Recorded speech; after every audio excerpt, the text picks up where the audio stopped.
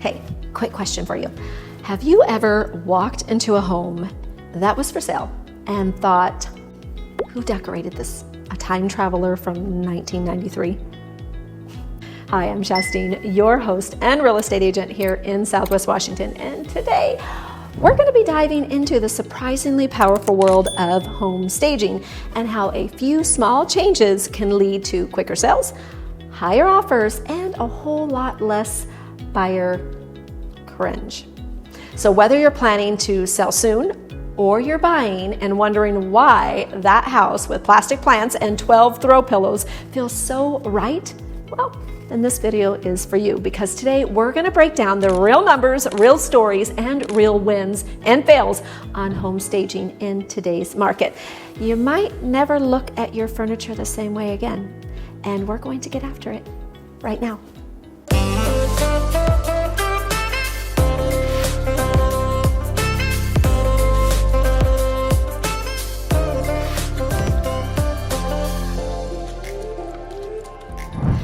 According to NAR, in the 2025 National Association of Realtors profile on home staging, nearly 30% of real estate agents said staging led to a 1 to 10% increase in the dollar value offered at the end of the transaction.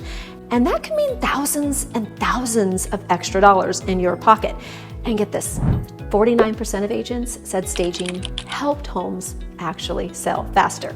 And for you as a home seller, that's half the stress, fewer awkward showings, and less time obsessing over whether you left that toilet seat up before a tour. And if you're a buyer thinking, this does not apply to me, think again, because 83% of buyers' agents said staging helps buyers imagine a home as their own. And it also helps you visualize how to use certain spaces in a room. Let's talk about some real experience. There was a couple who were first-time sellers staging their home. And yes, they were a little skeptical, but they trusted their realtor who instructed them to have their home staged by a company called Imagine Home Staging. And when they walked into their newly staged home, their jaws hit the floor.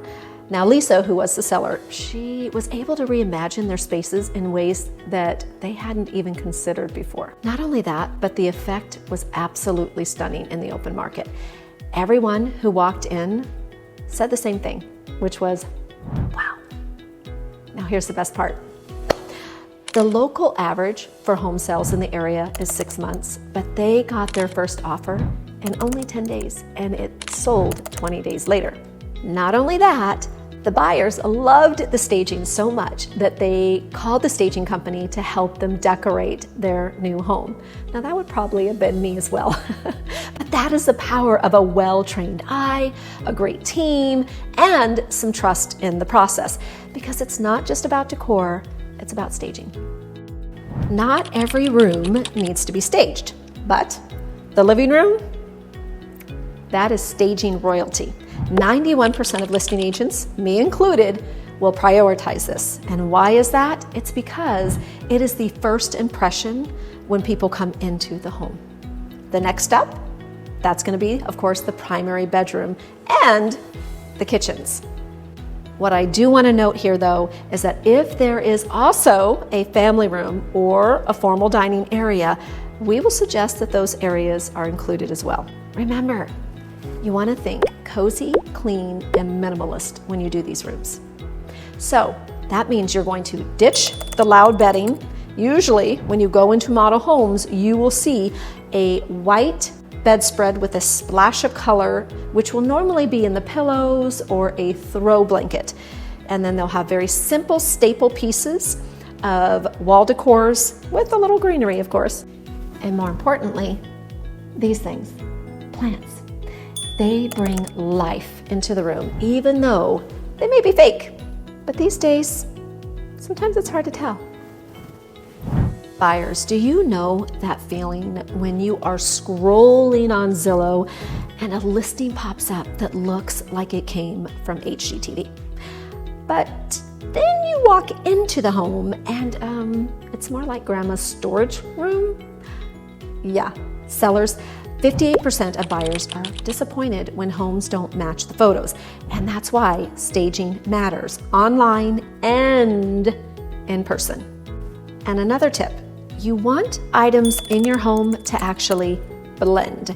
This means not antique and contemporary furnishings in the same room. It needs to be cohesive because staging creates flow, it creates mood, it actually helps buyers emotionally connect, and let's face it, real estate is emotional. Let's say you can't afford a full furniture makeover on your home.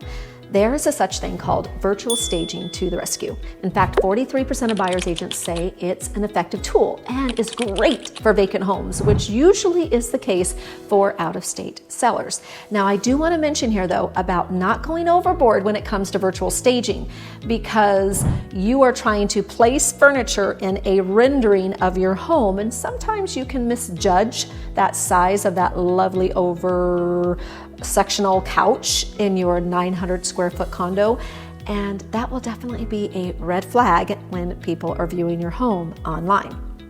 I also, though, want you to know about a couple other options. There is also what's called partial staging, which is where you may have just a couple armchairs brought in, end tables, wall decor, plants, and all of that is just a little extra without that extra price point associated with it. So what are the costs that are associated with having your home staged? Well, that's actually going to depend on the type of staging that you do.